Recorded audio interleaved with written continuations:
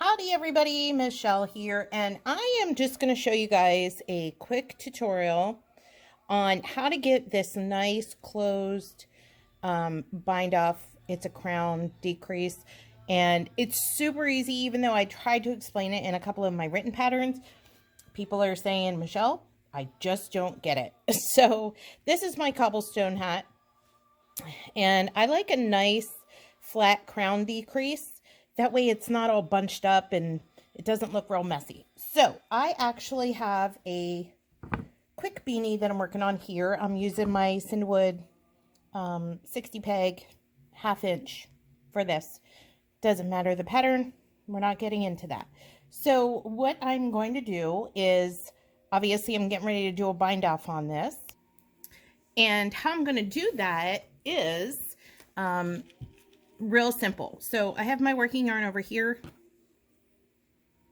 And again, this is a 60 peg, and you're going to work over 4 pegs for this decrease. It's really simple, and like I said, it allows you to have a nice flat closed hat like this, and then you can add a pom-pom or anything like that. Now this particular hat I don't have a pom-pom on, but you can see how nice and flat that is. All right, so what you're going to do is, once you have this all closed, as far as all the pegs are with yarn on it. So if you're working on something where it allows you to do yarn overs and you have empty pegs, do one more foundation row where you just knit all the way around. That way you have working yarn on all your pegs. So this is my starting peg right here. I'm going to count 4 pegs. So you're just going to knit 1, 2, 3. I'm working with a new camera stand, so bear with me. So now I'm just going to take that working yarn I just knitted on my 4th peg, move it over to my 3rd, and now I have 2 strands on my 3rd. My 4th is empty, and you're going to repeat this all the way around. So 1, 2, 3, 4. Okay, take my working yarn off my 4th, move it over to the 3rd, and you're just going to continue this and bring your working yarn behind your empty peg. That's going to stay empty.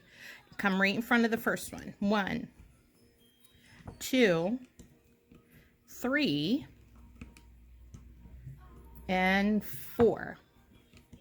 Take that working yarn off of 4, bring it back to 3, and again, all your 4th pegs are going to be empty and your 3rds are going to have 2 strands. So I'm going to pause the video here, pause yours, continue working that all the way around, and meet me back when we're at the starting peg. All right, so I'm coming up on my last 4,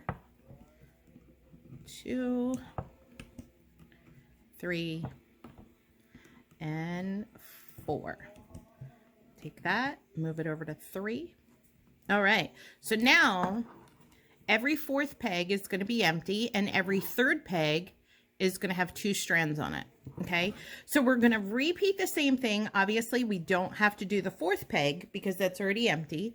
So we're going to knit 1, 2, and we're going to knit those 2 strands together. So if it's easy enough for you to do 2 strands together, great. If it's a little tight for you, that's okay. You can grab 1 strand at a time and do them over. So once I've knitted off both of those strands, I'm going to take my working yarn and move it back to peg 2. So now my peg 2 has 2 strands on it, and my 3 and 4 are going to be empty.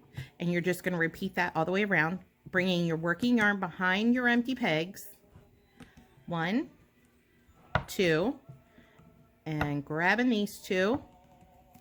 And if it's a little tight, that's okay, especially with these Cinderwood looms. I do know that a lot of people don't like this big peg head that they have on them, and it sometimes does make things a little difficult. So that's okay. You can grab 1 strand at a time and knit those off and move that working yarn back. Okay, again, peg 1 has 1, peg 2 has 2, 3 and 4 are going to be empty. And you're just going to repeat this all the way around. So there's 1, 2,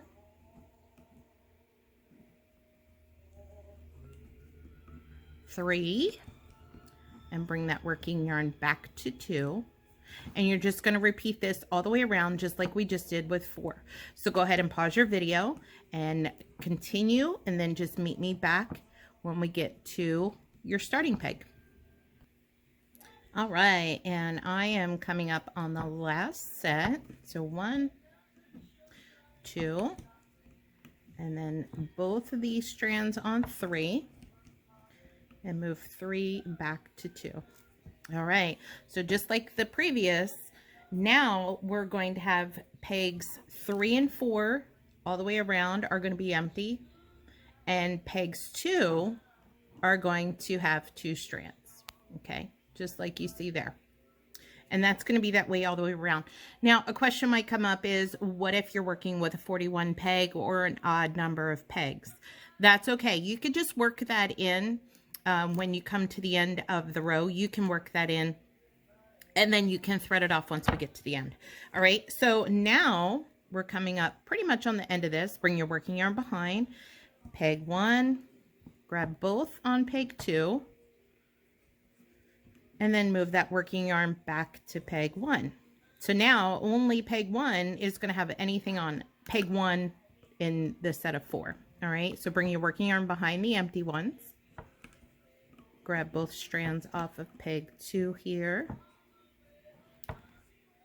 knit it off, bring that working yarn over to the first peg, and just continue that all the way around, just like we did for the others. And this works fine if you want to do it in smaller increments. I wouldn't say go larger than 4 pegs, because then it ends up really loose and messy looking, and you definitely don't want that on your crown. So 4 or less, meaning if you have a 36 peg and instead of going 4, you can go 3 and decrease with a 3 peg, or even with a 2, but you won't have the little star effect that you kind of get. Let me show you on this one. You kind of have like a little star effect. But you'll still have a nice clean bind off. But again, I wouldn't suggest going any more than 4 pegs, but you can definitely go anywhere between 2, 3, and 4. And then that way it'll give it a nice flat bind off, so that way it's not all bunched up and messy looking like some of them do. All right, so I am going to finish this round. You finish yours, and then meet me back, and we will thread off and close this puppy up. All right, so I am completely done. Now, as you can see, only our first peg in each section of 4 has 2 strands. 2, 3, and 4 are empty, okay, all the way around. So what you're going to do now is take your working yarn, and you're going to make a long enough tail to go at least, at least 3/4 of the way. If you want to go all the way around, that's fine. You don't need a super long tail for this, because you're only picking up a couple of pegs, so you don't have to worry about having a super long tail for this. All right, and then you just snip it, take your working yarn out of the way, and now comes the fun of threading your needle. So I just have a regular clover threading needle, yarn needle here, so whichever kind you have and you use is perfectly fine. I'm trying to do this through the lens of the camera.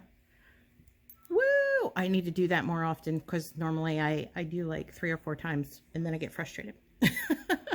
Okay, so what you're going to do is with your needle, you're going to come underneath the ones that have 2 strands on it. There we go. All right, and then take your hook, and this is going to make it a lot easier for you. Pop those off for the first 2, because if not, it's going to be super tight all the way around, and this will help so it's not as tight. All right, and the rest will come off really easy. So go to the next one, thread it through from the bottom and pop it off. You can use your hook if you want to, but they're loose enough for me that they pop off relatively easy. Go to the next one, thread it off,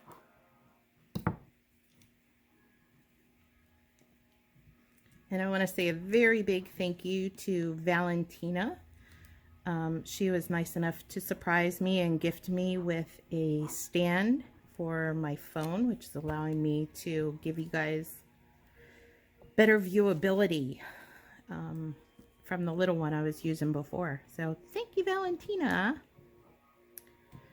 There you go.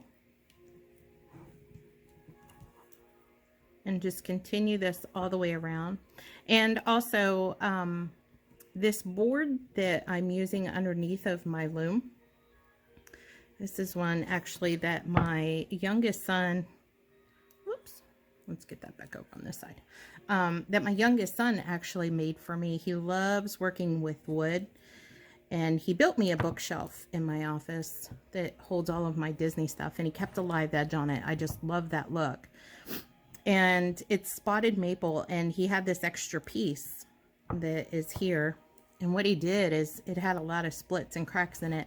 He poured blue resin in it to make it look almost like a river effect, and it's really, really cool. So that is what I'm using underneath of this, and I'll give you guys a better view once I'm done with this here. So just continue this all the way around.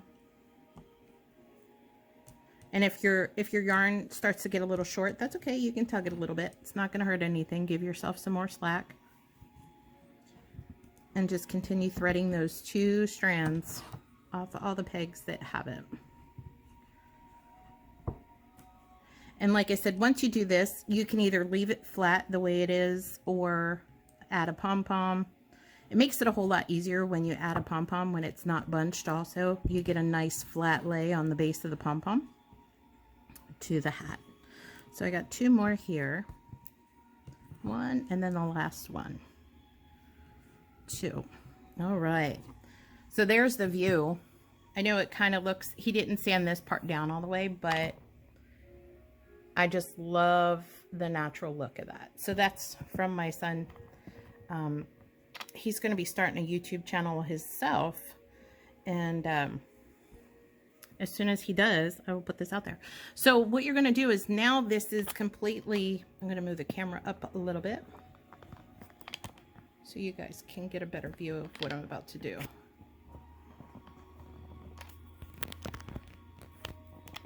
There you go. All right. So now this kind of looks like this, and you're like, whoa, this looks all loose and messy here, Michelle.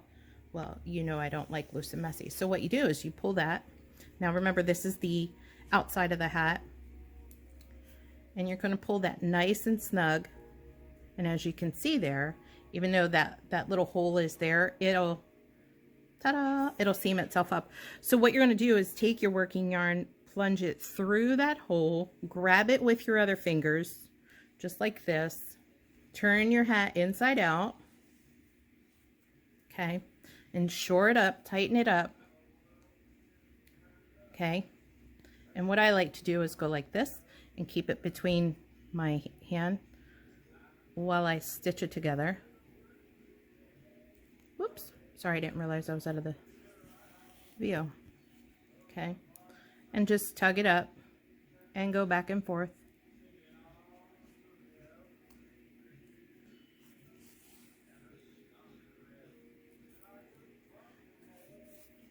Knot it off. I usually do 2 knots just to play it safe, and then I have them cross each other.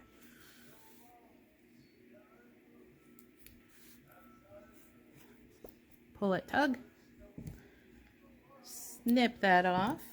Now I still have to tie in my ends here at the bottom, but as you can see, ta-da, it's nice and clean, and it's really nice and flat.